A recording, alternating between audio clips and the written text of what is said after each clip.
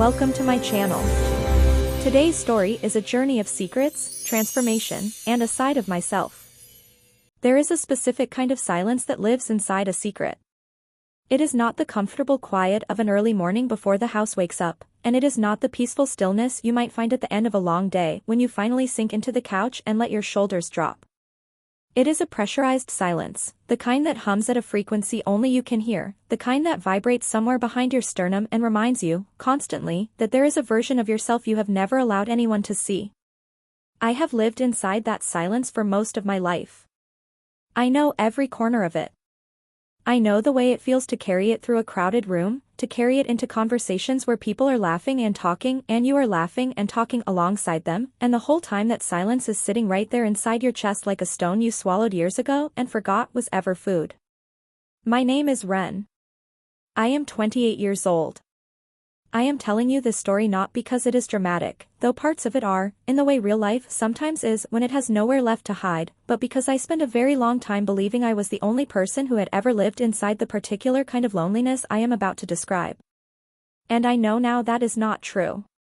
I know now that there are more people than I could ever count who have carried a version of this same stone, who have pressed it down and kept it quiet and smiled through the humming and told themselves it was fine, that it would go away eventually, that wanting what they wanted was something they could simply outgrow like a bad habit or a phase of bad taste in music.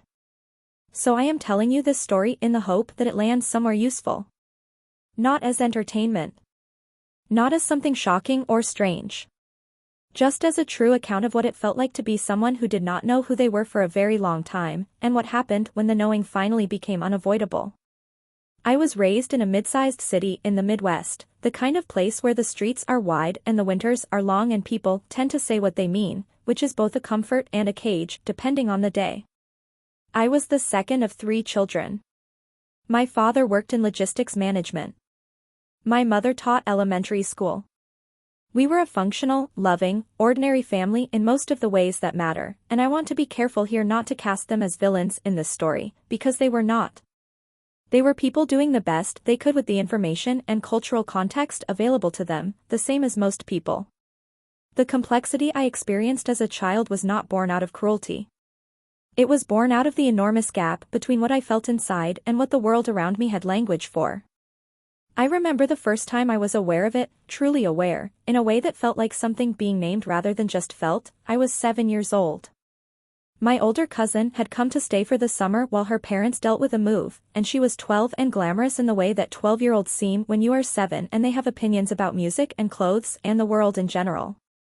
She had this little makeup kit, the kind meant for children, with bright plastic-colored eyeshadows and a lip gloss that smelled like watermelon. One afternoon when the adults were in the backyard and we were supposed to be watching television, she did her makeup in the bathroom mirror and I watched her. I remember the feeling of watching her. Not envy exactly, not longing in the way I would later come to understand longing, but something close to recognition. Like watching someone do something you had forgotten you already knew how to do. She caught me staring and laughed and said, "Do you want to try some?" And I said yes, before I could think about whether I was supposed to want to. She dabbed a little of the pink eyeshadow on my eyelids and handed me the watermelon lip gloss, and I looked at myself in the mirror and something inside me went very still and very warm, the way a room feels when someone turns on the heat after a long cold spell. I looked like myself. That is the only way I know how to say it. I looked at my reflection and for a brief, strange, 7-year-old moment, I thought, there you are. And then my mother knocked on the door and asked what we were doing, and I scrubbed my face clean in about 2 seconds flat, and my cousin covered for me because she was kind, and I went back to the television and did not think about it again for almost a year. Except, of course, I did think about it. I thought about it in the scattered, unnamed way that children think about things they do not yet have categories for. I would notice the feeling again sometimes, watching certain movies, or noticing certain clothes in a store window, or listening to certain songs. There was a particular kind of music, I remember it being something soft and a little melancholy, the kind that wraps around you, where I would feel it most. This sense of a self just slightly out of reach. A version of me that existed somewhere but not yet here. I did not tell anyone about it. That decision, if you can call a 7-year-old's instinct a decision, set the template for the next 15 years of my life. The feeling went underground and I built a life on top of it. Growing up male presenting in a mid-sized Midwestern city means you absorb a certain set of rules without ever being formally taught them. You absorb them through the laughter that follows someone who steps outside them. You absorb them through the movies you watch where the male character who does something coded as feminine is the punchline. You absorb them through the way your father and his friends talk about men who, in their words, don't carry themselves right. None of it was ever directed at me personally. No one ever sat me down and said, "You specifically cannot explore this part of yourself." It was more ambient than that. It was the whole atmosphere of the world I lived in, and I breathed it like everyone else, and it trained me just as effectively as any explicit prohibition could have. By the time I was in middle school, I had developed what I can only describe as a highly sophisticated internal monitoring system. A kind of early warning radar that would scan any situation and assess whether what I was feeling or thinking or wanting in that moment was safe to express. Most of the time, the radar said no. And I listened. I was good at sports, which helped. Not because I particularly loved them, I didn't hate them, but they were never a passion, but because being good at them gave me a social cover that I understood, even at 12, was valuable. It put me in a category that people didn't question. I had friends who were loud and funny and confident in their masculinity, and I learned to move alongside them well enough that no one noticed I was performing a version of myself rather than inhabiting one. The actual me, the one with the internal monitoring system and the watermelon lip gloss memory, lived a very quiet life just below the surface of everything I did. High school was where things got more complicated. Not more visible, exactly, but more pressurized. Because high school is the years when the gap between who you actually are and who you are performing yourself to be starts to widen in ways that become genuinely costly. The people around me were figuring out who they liked, who they were, what they wanted their lives to look like, and they were doing it out loud. They were trying on identities with a kind of joyful messiness that I watched from a slight distance and envied more than I wanted to admit. My monitoring system had gotten so efficient by then that I rarely consciously felt the gap anymore. But it was there. You can suppress something for long enough that it stops feeling like suppression and starts feeling like just the way things are. That is a kind of grief, I think, the grief of losing access to your own inner life so gradually that you don't notice it disappearing. I was 16 when I first deliberately sought out the thing I had been circling my entire life. It happened because of the internet, which is where many of the most significant moments of identity exploration happen for young people of my generation, in the privacy of a screen late at night when the rest of the house is asleep. I had found my way to a forum, nothing scandalous, just a corner of the internet where people discussed gender expression and personal style, and I had been reading, quietly, for weeks. Just reading. Not commenting. Not identifying myself in any way. Just absorbing.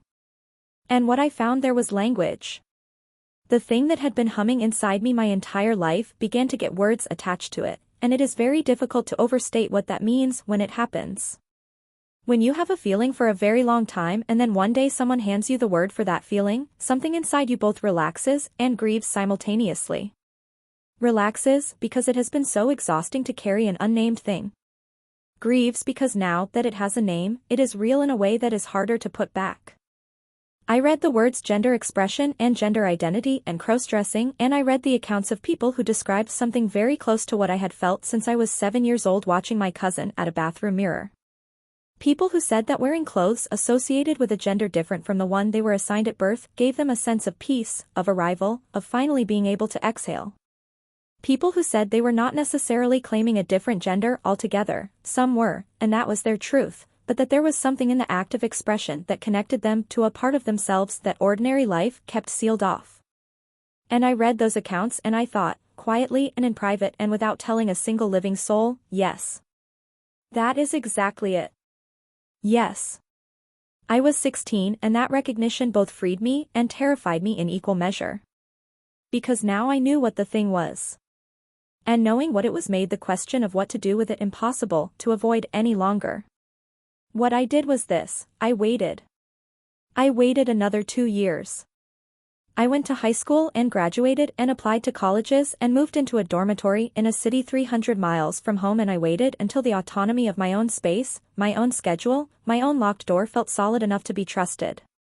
And then, in the second semester of my freshman year of college, I did something I had never done before. I went to a thrift store, alone, on a Tuesday afternoon when I calculated my roommate would be in class for at least 3 more hours, and I bought 2 things, a blouse in a soft dove gray fabric and a small compact of pressed powder. I carried them back to my room in a plain brown bag. I locked the door. I put them on. I sat in front of the narrow rectangular mirror mounted on the back of the dorm room closet door. And I stayed there for a long time, not doing anything in particular, just existing in the reflection. That was the beginning of what I came to think of, privately, as my practice. That is the word I always used for it in my own mind, practice, like a meditation practice or a creative practice, because it felt more grounded than any other word available to me. It was a practice of presence. Of checking in with a part of myself that needed a very specific kind of environment to feel safe enough to surface. Over the course of the next 2 years of college, the practice grew slowly. I was extraordinarily careful. I learned which thrift stores had the most relaxed staff. I learned how to fold things in a bag so they looked like nothing in particular. I learned the timing of my roommates' schedules with a precision that would have been useful in a very different career. I built, piece by piece, a small collection. Nothing dramatic. A few blouses. A pair of soft wide-leg trousers. A skirt in a dark plum color that I loved more than I could reasonably explain. Some eyeshadow palettes. A lipstick in a deep berry shade. A mascara I had researched obsessively before purchasing, as though the stakes of the mascara decision were genuinely high, which, to me, they were. I kept everything in a box under my bed, inside a larger box that I had labeled winter clothes in thick black marker. A decoy. A disguise for a disguise. The practice itself was something I still find difficult to fully articulate even now, years later. It was not performance. It was not pretending to be someone else. That is perhaps the most important thing I can tell you, and it is the thing that took me the longest to understand about myself. When I was in my room, alone, with the door locked, dressed in those clothes and with that modest amount of makeup applied, I was not playing a character. I was not enacting a fantasy. I was not escaping anything. I was, paradoxically, more present to myself than at almost any other moment of my daily life. The internal monitoring system went quiet. That humming that lived behind my sternum went still. I felt, and this sounds almost embarrassingly simple when I say it out loud, I felt like myself. Not a different self. Not a better self, not a worse self, not a self I was pretending to be. Just a fuller version of the self that was always there, one that had access to a wider range of expression and therefore felt more complete.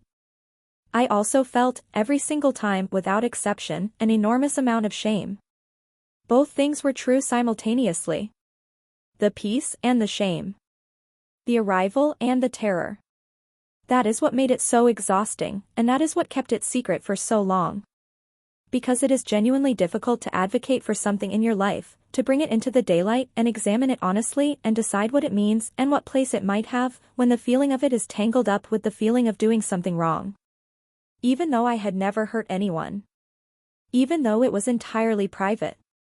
Even though no part of what I was doing was harmful in any objective sense. The shame was not rational. Shame rarely is.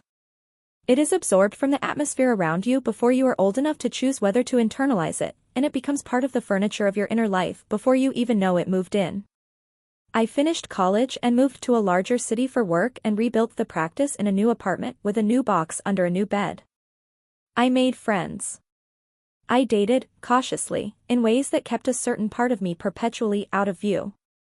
I built a career in marketing that I genuinely enjoyed and was good at.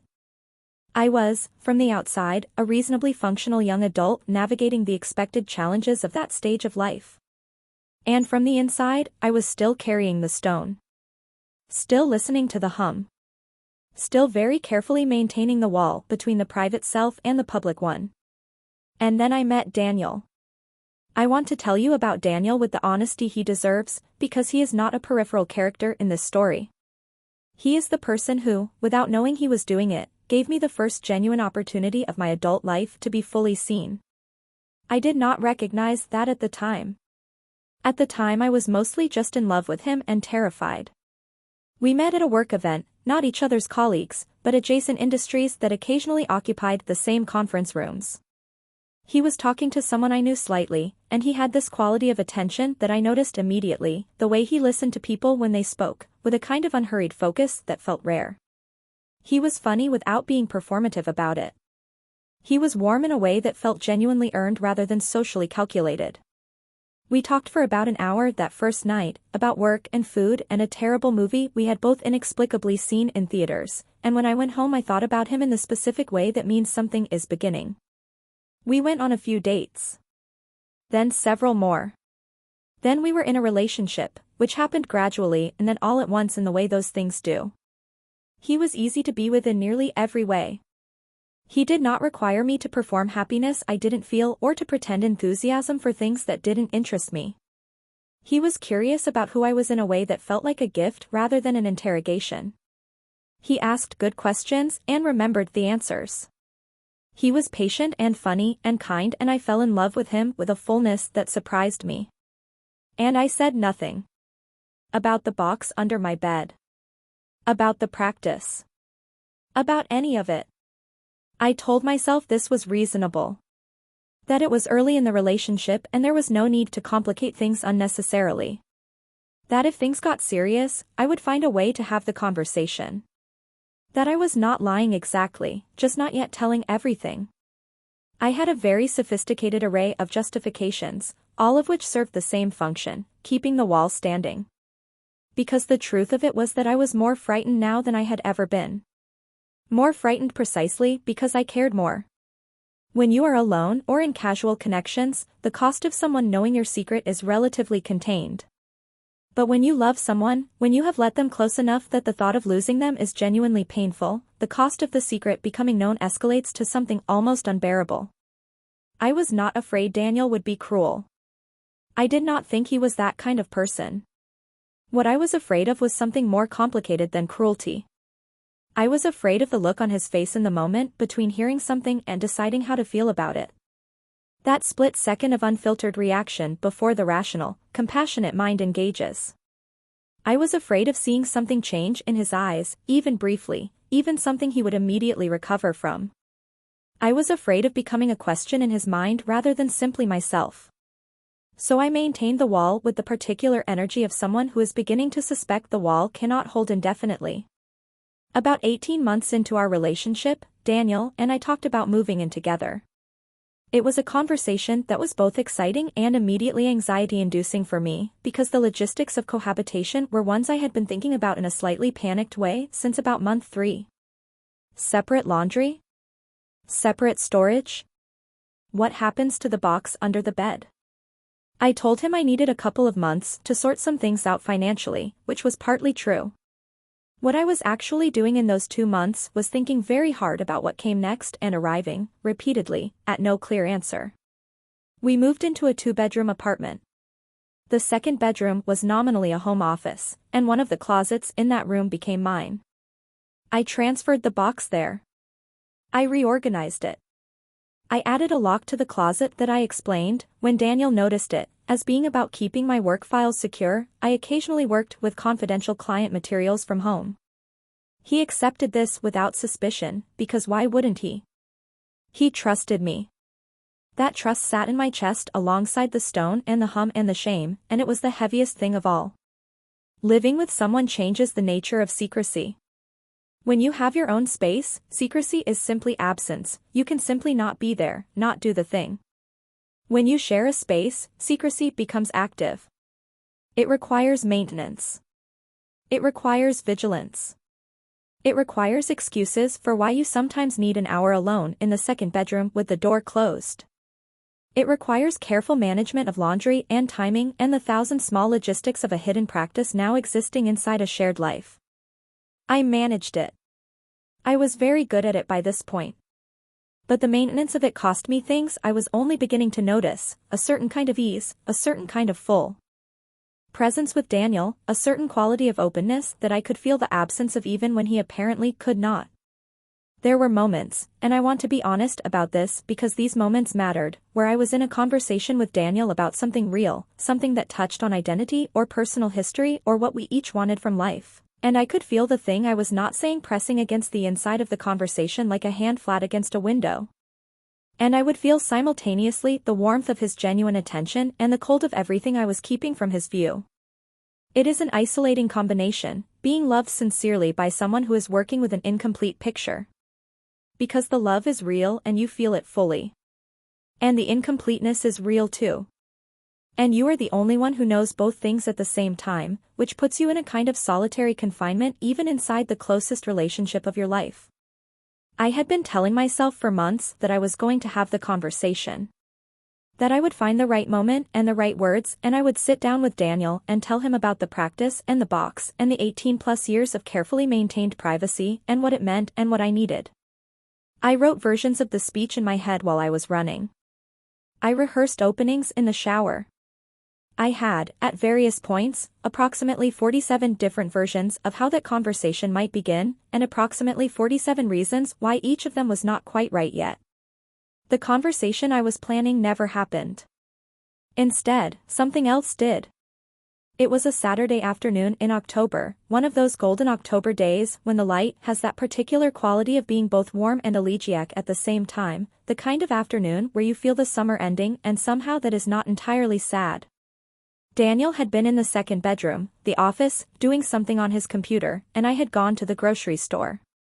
When I came back, he was in the kitchen making coffee, and there was a quality to the room that I noticed before I understood why I was noticing it.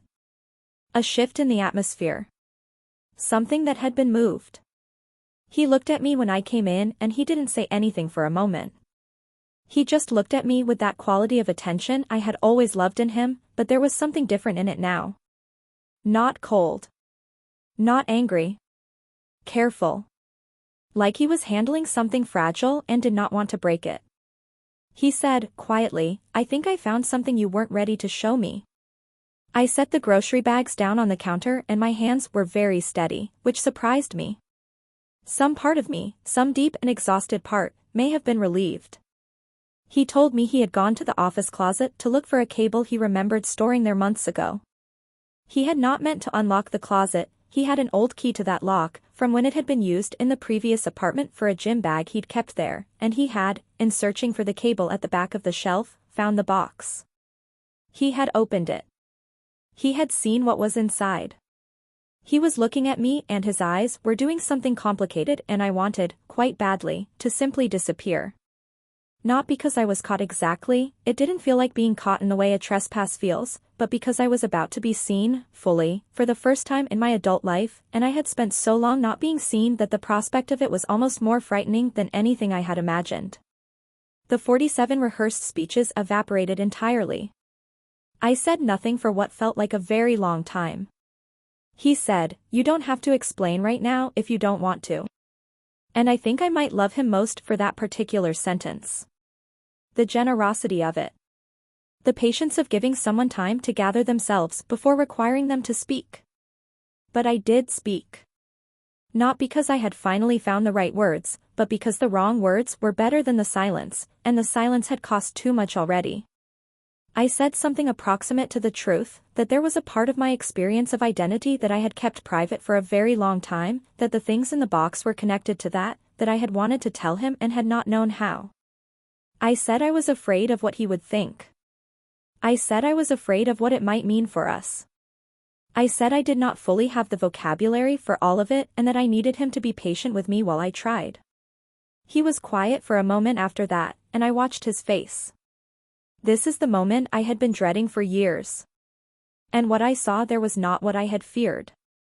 There was confusion, yes, honest, genuine, not yet resolved confusion, the kind that is real and doesn't pretend to be otherwise. But there was no cruelty in it. There was no contempt. What I saw, most of all, was effort. The active effort of a person who is receiving something surprising and who is choosing, in real time, to be careful with it rather than reactive. He asked if he could ask questions, and I said yes. And we sat down at the kitchen table with our coffee going cold and talked for 3 hours. It was the most difficult and the most important conversation of my life. I told him about the practice. I told him about being 7 years old at a bathroom mirror. I told him about the box under every bed I had slept in since college. I told him about the hum and the silence and the peace and the shame and the way all of those things had coexisted inside me for longer than I could accurately remember. I told him about the monitoring system and the careful performance and the cost of it in terms of presence and openness and the quality of intimacy in my life. I told him that I did not know exactly where this fit in terms of what it meant about my gender identity in the largest sense, that I was still learning the language for my own inner life, and that I had been afraid to learn it out loud because learning it out loud meant it was real and real things can be lost. He listened to all of it. He asked questions that were thoughtful rather than frightened, the kind of questions that come from wanting to understand rather than wanting to categorize. He asked what it felt like when I wore those clothes alone. He asked whether I had felt lonely keeping it to myself. He asked, carefully, whether there was anything about our relationship that had felt dishonest to me in light of this, and what I thought about that. That last question was the hardest one. I sat with it for a while. And then I said, yes, I think there has been a kind of dishonesty, not because I lied to you, but because I gave you access to a carefully edited version of myself and let you love that version without telling you about the editing. And I think you deserved the full picture. I think you deserved the chance to choose knowing everything. And I am sorry that I didn't give you that chance sooner, and I understand completely if knowing this changes things for you. He was quiet again for a moment. And then he said, I need some time to think. And I said, of course. And I meant it. Because this was not just my experience that afternoon. It was his too. He had found something unexpected in a closet. He had sat down across the kitchen table from the person he thought he knew and received information that required a complete recalibration of his understanding. His confusion was real and legitimate and deserved space and time just as much as my fear did. I had spent 18 months telling myself I could not have this conversation because I did not know how he would react. What I had not adequately accounted for was that his reaction, whatever it was his to have. Not mine to control. Not mine to preempt by withholding. His. The next few days were quiet in a new way. Not the pressurized silence of the secret, but the tentative quiet of something very large having shifted and neither of us yet knowing what shape the new landscape took. We were kind to each other. We did our ordinary daily things. We cooked dinner and watched television and talked about work and were physically present in the same rooms. But there was a conversation continuing in both of us simultaneously, the visible and the private, and we both knew it. About 4 days after that Saturday, Daniel asked if we could talk again. We sat in the living room this time. He told me he had been doing a lot of thinking, and a lot of reading, he had gone looking for information, trying to understand, which moved me more than I could easily say. He told me that what he had found in the closet had initially confused him in a way that he wanted to be honest about, that his first reaction had involved a kind of questioning, an instinct to categorize and assess what it meant about me and about us in terms of language he already had available. And then he had realized that the language he already had available was probably not sufficient for this situation, and that the more useful approach was to ask, not to assume. He asked what I needed from him. Not what I wanted him to feel, not what conclusion I needed him to arrive at, but what I actually needed in practical terms going forward. And I realized, sitting across from him, that I had never actually asked myself that question in quite those direct terms. What do I need? Not what would make the shame go away, not what would make the monitoring system quiet permanently, but what do I actually need in this relationship and in my life going forward in order to feel more whole? I thought about it honestly for the first time. And what I said was this: I need to stop hiding this part of myself entirely. Not because I need it to be a large public thing, it is, and probably will remain, a fairly private practice, but because maintaining total secrecy inside an intimate relationship has cost me a quality of presence that I want to get back. I need to not have a locked closet full of things I am pretending don't exist. I need to be able to be honest with you when you ask me how I'm doing, because for 18 months I have been giving you a partial answer to that question every single time you asked it, and I am tired of partial answers. I need you to know that this is part of who I am without knowing that being a disqualifying thing in your mind. And I need to be honest about the fact that I don't yet fully understand what this means about my identity in the broadest sense, and that I may need to continue learning that, and that the learning might lead me somewhere I can't completely predict yet. He sat with that for a while. And then he said something I did not expect, and which I have thought about many times since. He said, I realized when I was thinking this week that the things I love about you, the way you pay attention, the way you take things seriously, the quality of care you bring to everything you do, those are not separate from the thing you've been keeping private. Those feel like they come from the same place. Like the same depth of interior life that made you keep this hidden with so much care is the same depth that makes you someone worth knowing. And I don't want to pretend the last few days haven't been complicated, because they have. But I think what I want, if we're going to figure this out together, is to actually know you. All of you. Rather than the edited version that you've decided is safe to show. I cried then. Not dramatically. Just quietly, the way you cry when something has been carrying tension for a very long time and it finally releases. The relief of it was physical. Like setting down something heavy. We did not resolve everything that afternoon. I want to be clear about that, because one of the things I most dislike about stories of this kind is when they suggest that a single honest conversation produces immediate and complete resolution, as though the complexity of a person's identity and a relationship's navigation of that identity can be sorted out in one sitting. It cannot. What happened that afternoon was a beginning. A genuine, fragile, important beginning. Not an ending. In the weeks that followed, we had more conversations. Some of them were easy and some of them were harder. Daniel had questions that required honesty that was sometimes difficult to give, the questions about what I was exploring in terms of identity, what I thought this meant in terms of how I understood my own gender, whether there was more he needed to know, whether the practice had ever felt like something I needed to bring into our shared life rather than keep private. I tried to answer all of these questions as honestly as I could, which sometimes meant saying I don't know yet, which is a sentence I had to learn to say without treating it as a failure. Not knowing is not failing. Not knowing and being honest about not knowing is, in fact, a form of integrity. What I could say with confidence was this: the practice of dressing in ways associated with femininity had been, for my entire life, a way of accessing a part of myself that I could not access any other way. A part that was quieter, more contemplative, more attuned to certain textures of feeling that my ordinary daily presentation did not easily make room for. Whether that meant I was exploring a different gender identity or simply a wider range of personal expression than the culture I grew up in had made available to me, I was genuinely uncertain. I did not want to claim a language that was not fully mine yet. I also did not want to dismiss what I had been experiencing as trivial or temporary, because 18+ years of something is not trivial and not temporary. It is a thread running through the whole length of a life, and any honest accounting of that life has to include it. Daniel asked one evening, genuinely and without judgment, whether I wanted to share any of the practice with him. Whether there was something in what I had been doing privately that might also exist between us, as a shared exploration rather than a solitary one. I thought about this question for a long time. The honest answer was, I didn't know yet. Part of what had made the practice feel safe was its solitude, the complete absence of audience or judgment. The idea of performing it, if that is even the right word, for or with another person felt different in ways I needed to think about carefully. Not because I distrusted Daniel.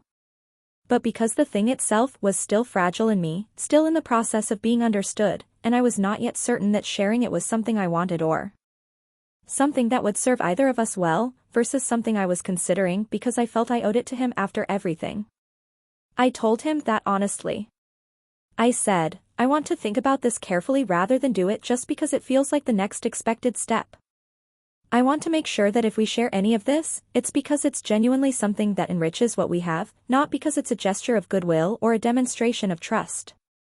He said he respected that completely, that he was not asking because he expected something from me, but simply because he wanted me to know that the option was on the table if I ever wanted it to be.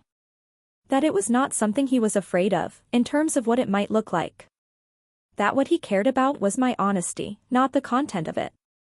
I have thought a great deal, in the time since, about what it means to be in a relationship with someone who asks you to be honest rather than comfortable. Those are not always the same thing. Comfort often requires a certain amount of editing. Honesty requires the willingness to give and receive information that is sometimes surprising, sometimes uncomfortable, sometimes destabilizing to the picture of things you thought you had. Daniel's willingness to sit with destabilization, to choose curiosity over comfort, is something I do not take for granted. It is not something everyone is capable of, not because other people are worse, but because it is genuinely difficult. It requires a particular kind of security in yourself, not certainty about the future, but security enough in your own identity that you can let someone else's be complicated without feeling personally threatened by it. I was fortunate. I know that. Not everyone who has the conversation I had has it received the way mine was. Some people have it and lose what they feared losing. And that loss is real, and I do not minimize it. In the months that followed our initial conversation, something began to happen to me that I had not entirely anticipated. The act of having been seen, imperfectly, incompletely, with all of the awkwardness and difficulty that actual honesty involves, began to change the way the practice itself felt. The shame did not disappear overnight. Old shame does not evaporate on command. But its texture changed. It became less absolute. Less like a verdict and more like a habit, something absorbed rather than something true, something I could examine and question rather than something I simply had to accept as the accurate measure of my worth. When you have carried a thing completely alone for a long time, the aloneness becomes part of the thing itself. You believe, on some level, that the secrecy is the measure of the shame and the shame is the measure of the truth. But when another person sees the thing and does not confirm the shame, when they respond with curiosity and care rather than contempt, you begin to be able to ask, what if the shame was never an accurate assessment? What if it was just weather? I began to read more. Not secretly, the way I had been reading since I was 16, but openly, with intent, following threads of thought and experience and scholarship through books and essays and interviews with people who had navigated their own versions of gender exploration. I found writers and thinkers and ordinary people who had spent time inside the same questions I had, who had come out the other side with language and understanding that felt genuinely useful. I found that the landscape of gender expression is enormously more varied than the binary framework I had been raised inside allowed for, that there is a long and documented and deeply human history of people exploring the full range of what it means to express themselves across and between and outside the categories culture has assigned. I found that the particular thing I had experienced, the peace, the arrival, the sense of fuller selfhood, was not aberrant. It was, in fact, deeply recognizable to many people, across many different cultures and time periods, under many different names. That knowledge was not irrelevant. To know that your experience is human, that it has existed in other people in other places in other eras, is a kind of medicine. It does not answer all the questions. But it removes the particular poisonous loneliness of believing you are the only one. I also started, for the first time in my life, seeing a therapist. I am naming this specifically because I think it matters. Not because I was in crisis, I was not, but because I had spent a very long time managing an enormously complex interior life without any professional support, using only the resources of my own intellect and the limited vocabulary available to me, and I had done so with a great deal of effort and a great deal of cost. The therapist I found was someone with specific experience in gender identity questions, and working with her over the following months gave me something I did not know I needed, a space where the complexity was not only permissible but expected. Where I did not have to manage her response or protect her from the full weight of what I was carrying. Where I could be in the middle of figuring things out without being expected to arrive anywhere quickly. Therapy taught me, among other things, to sit with uncertainty without treating it as an emergency.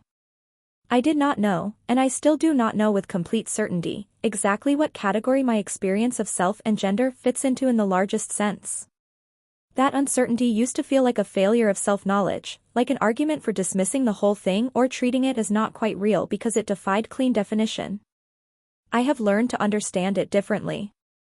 Uncertainty about the deepest questions of identity is not a flaw in the person asking. It is, in many ways, the honest and appropriate response to genuinely complex questions.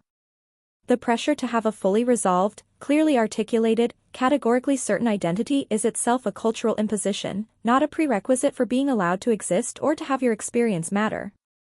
What I know with clarity is this: I have spent my entire life in a body and a cultural context that gave me a very narrow prescription for how to be myself, and that prescription never fully fit, and the process of slowly expanding the permissions I give myself, about how I dress, about what I express, about what I allow to be visible, has made me a more honest, more present, more genuinely connected version of myself.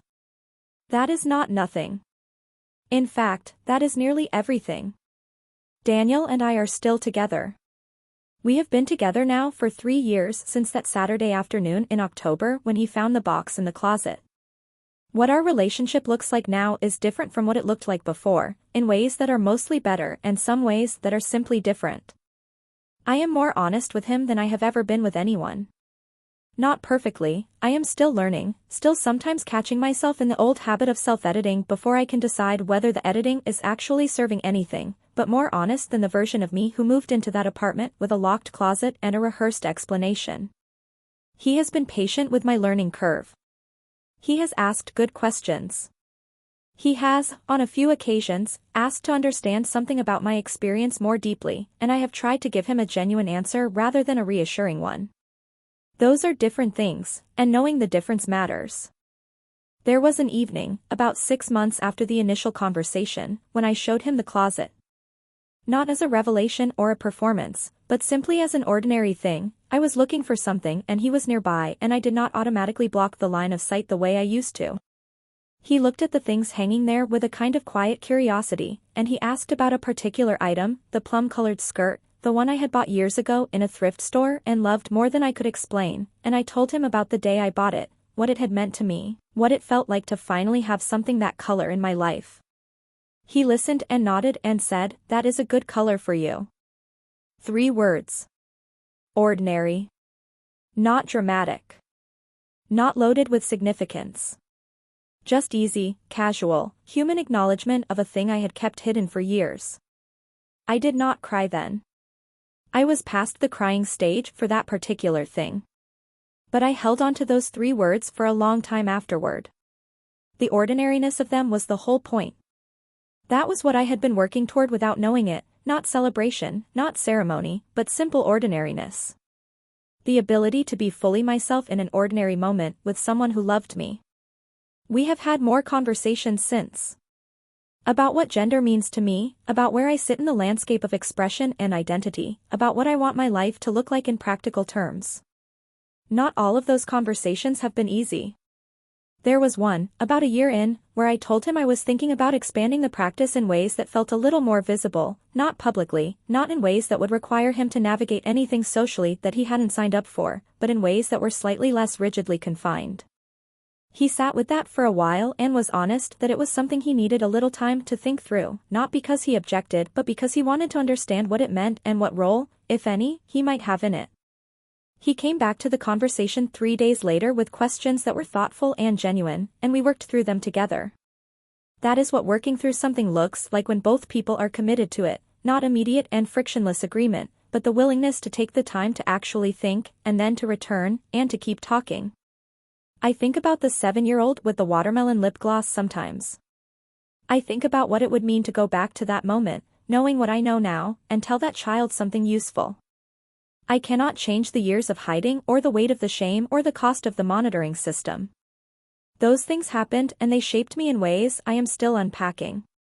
But I can say that I would tell that child, the feeling you are feeling right now is not evidence of something wrong with you.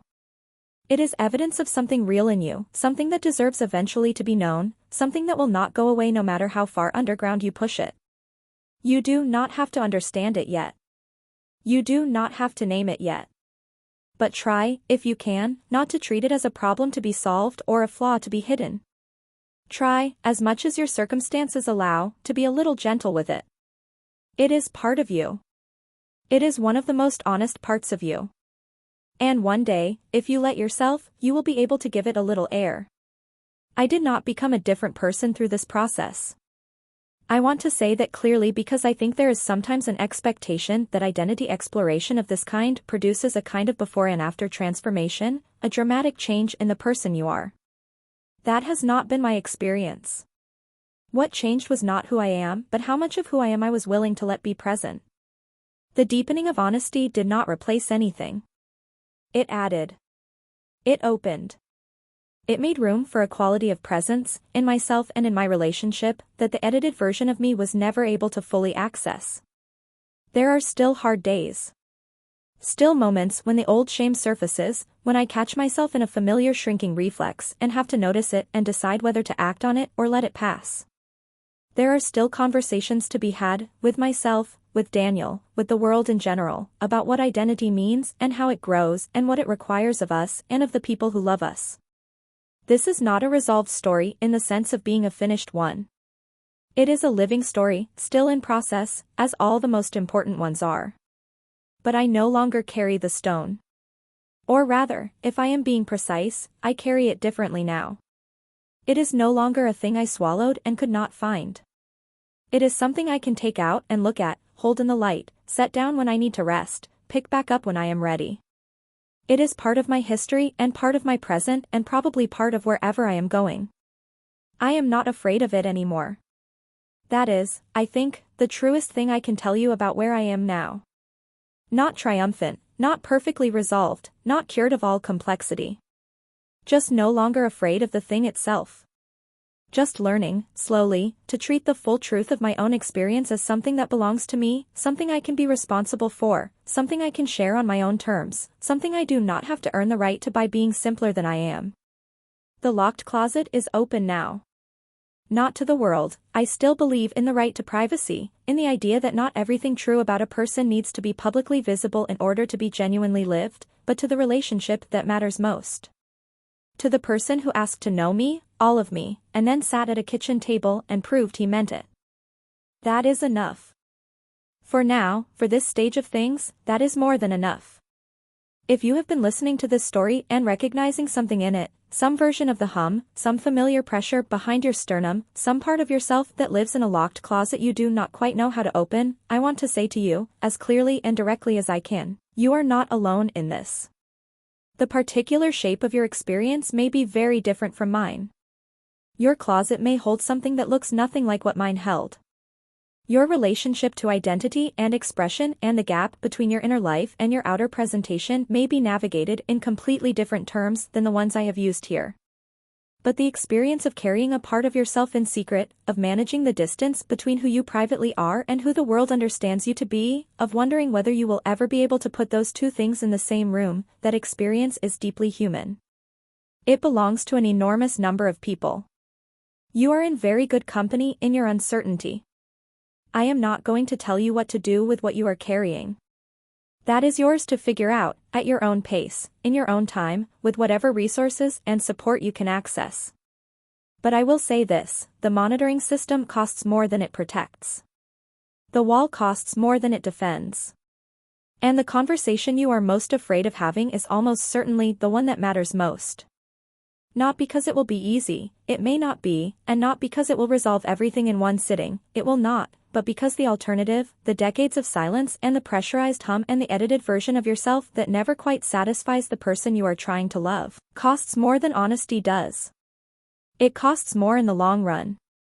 I know because I paid the price for 18 years, and I know what the exchange rate is. Be patient with yourself. Be honest about what you don't know yet.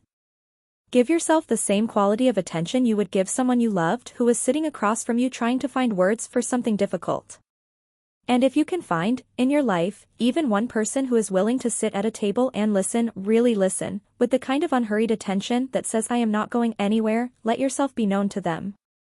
Not all at once, not necessarily perfectly, but genuinely. Start somewhere. Start anywhere. The practice of becoming honest about who you are is exactly that, a practice. It does not have a completion date. It does not produce a finished product. It is something you do every day, in small ways and large ones, in the ordinary moments when you choose the true word over the comfortable one, in the relationships where you keep the closet door open even when closing it feels safer, in the private moments at the mirror when you allow yourself to look, really look, and say quietly to whoever you find there, there you are. I see you. You are allowed to be here. That is the whole of what I have learned, I think. That is the stone, turned over, examined in decent light, put down at last. Thank you for watching, and for spending this time with me. If this story helped you understand yourself or someone you love a little better, even in one small way, even in the shape of a single question you had not thought to ask before, then it was worth telling. Feel free to explore more on this channel and take good care of yourselves.